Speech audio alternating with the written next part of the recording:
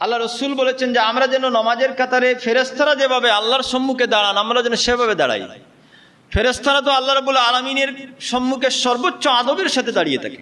ফেরেশতারা তাদের কাতারগুলোকে ধারাবাহিক করে দাঁড়িয়ে থাকে। এখন আমরা প্রথম কাতার পূর্ণ করলাম, দ্বিতীয় কাতারে কিছু ফাঁকা রাখলাম, তৃতীয় কাতারে দাঁড়িয়ে গেলাম, চতুর্থ কাতারে আবার কিছু ফাঁকা।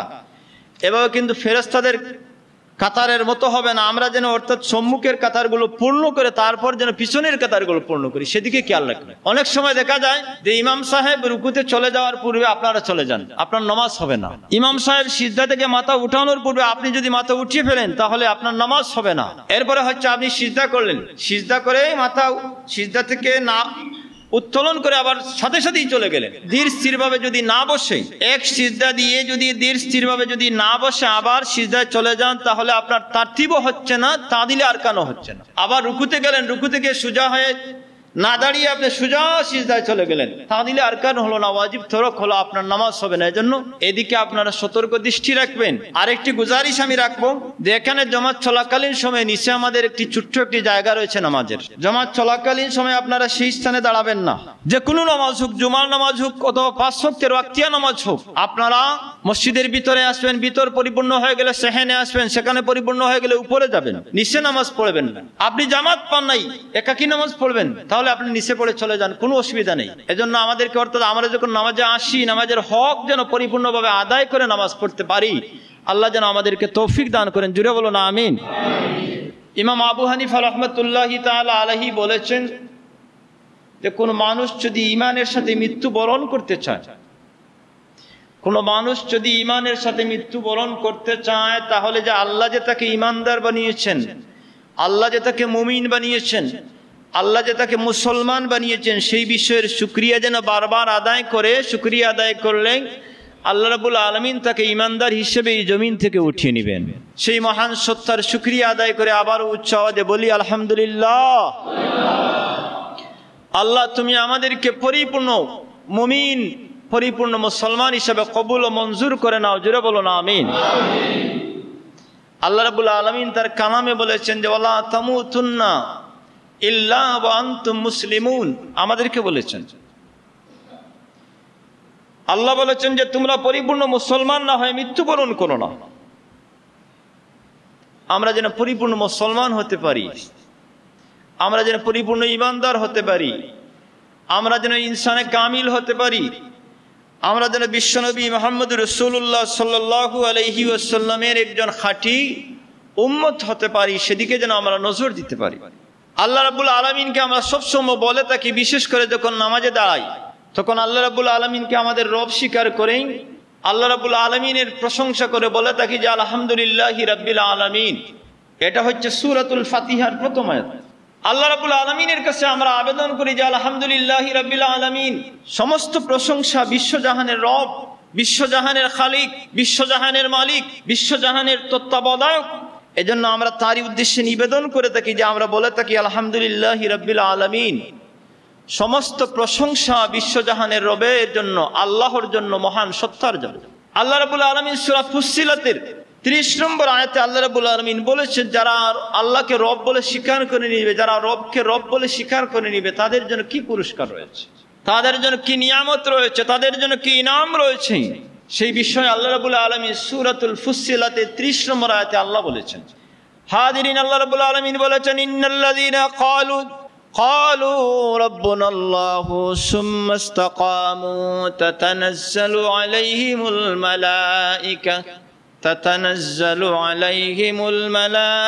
মালাঈকাতু আল্লা তাখাফু ওয়ালা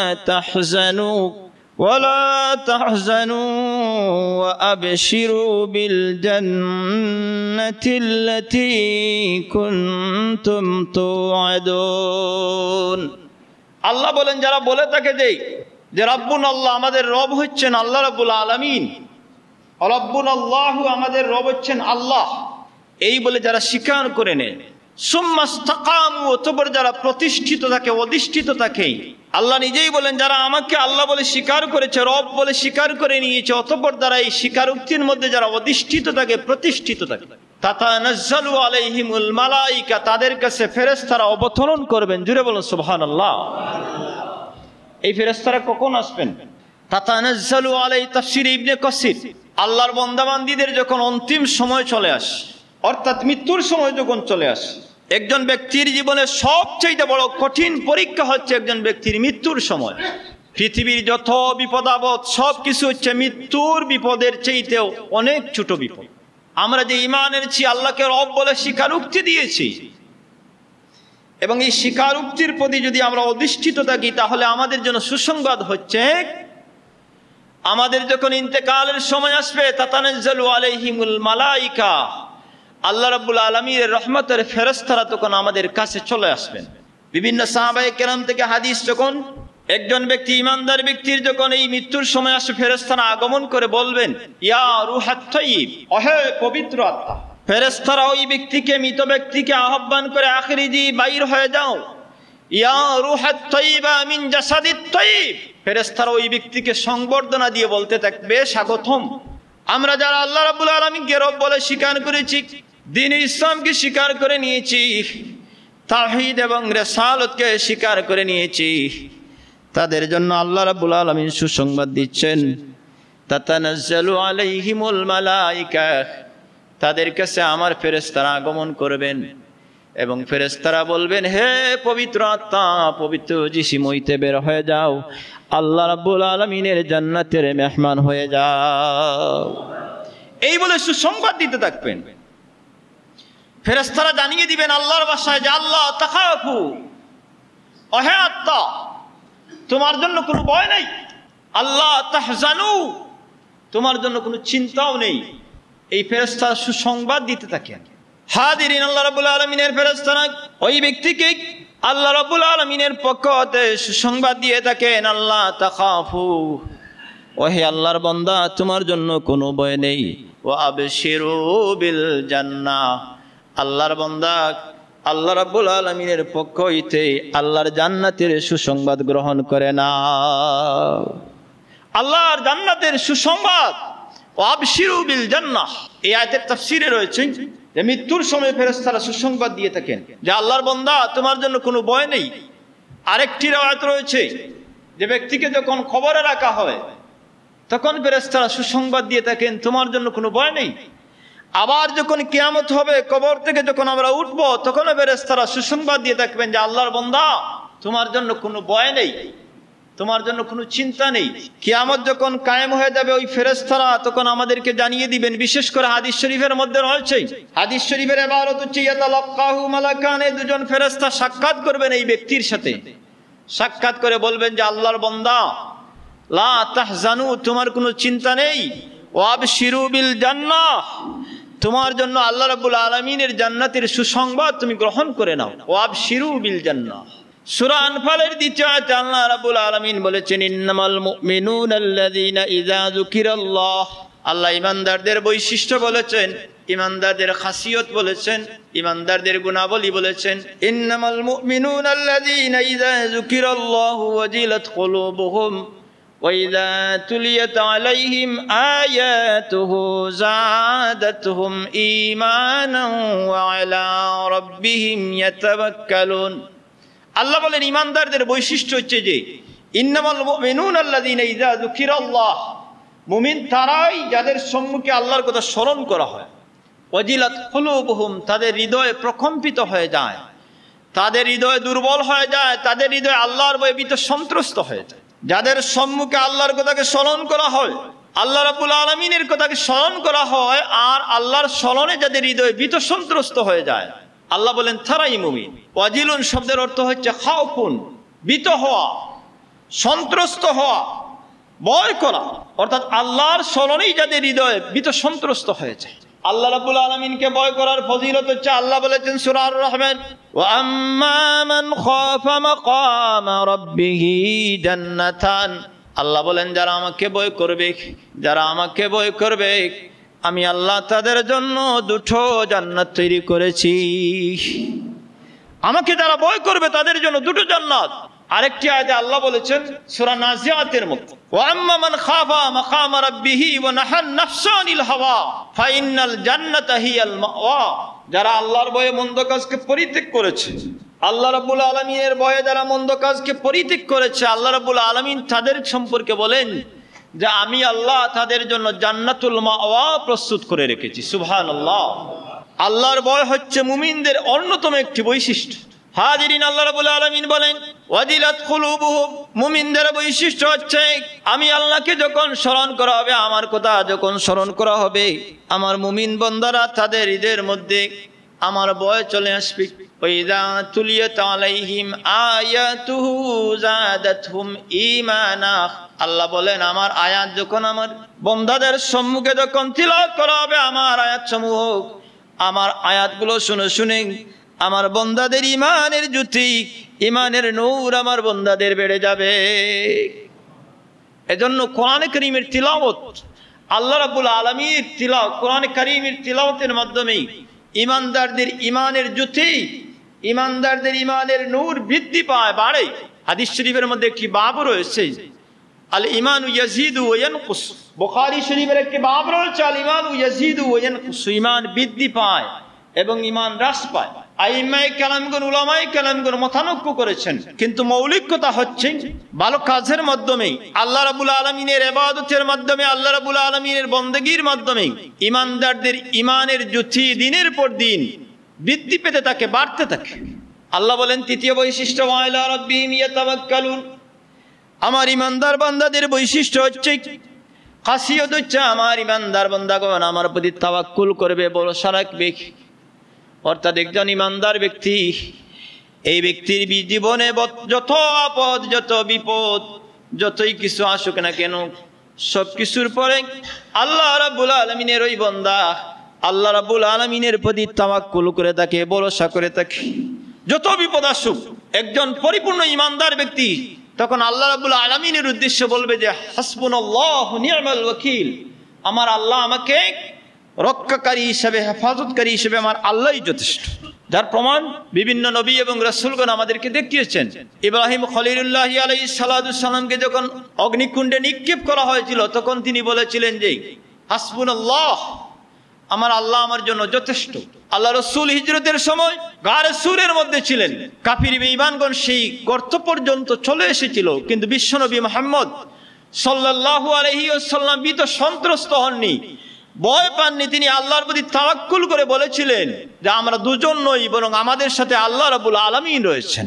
আল্লাহর হাবিব যে আবু বকর সিদ্দিক রাদিয়াল্লাহু তাআলা আনহুকে বলেছেন, সেই কথাকে আল্লাহ রাব্বুল আলামিন কোরআন কারীমের মধ্যে উল্লেখ করেছেন।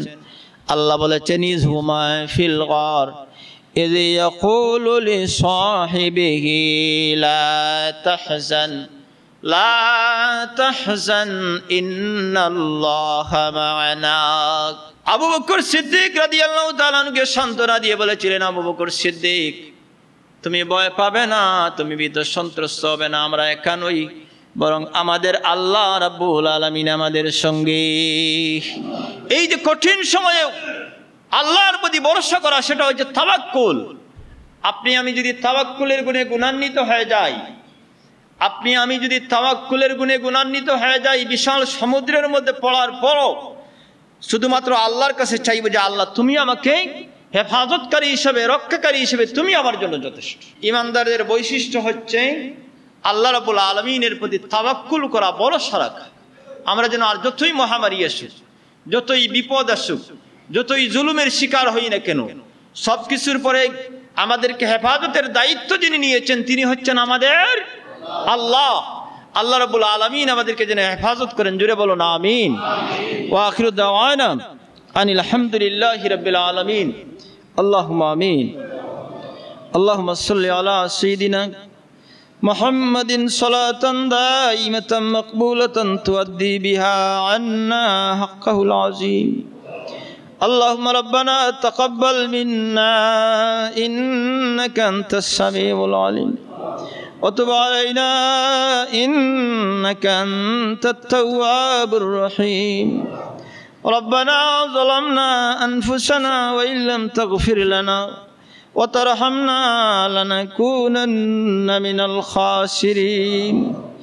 رب العالمين سوال মাসের শেষ জুমার দিন তোমার গোলামগণ গুনাহগার তোমার বান্দাগণ তোমার ঘরে প্রবেশ করে ও মওলা গোলামগণ তোমার দরবারে হাত উঠাইলাম ইয়া আল্লাহ।